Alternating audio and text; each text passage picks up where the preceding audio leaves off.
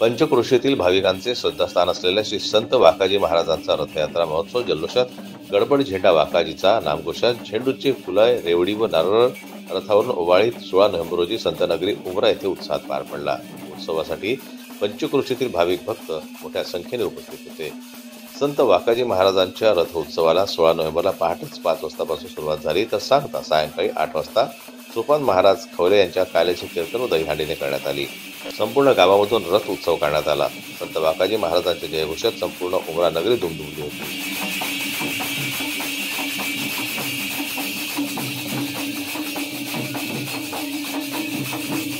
ही परंपरा अनेक वर्षांपासून चालत आलेली आहे।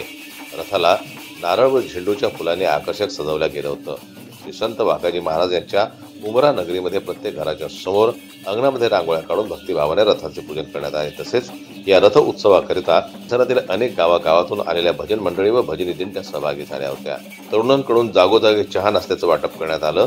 15 नोव्हेंबरच्या रात्री मंदिर परिसरात रथ ठेवण्यात येऊन 16 नोव्हेंबरच्या सकाळी रथ उत्सवाला सुरुवात करण्यात आली।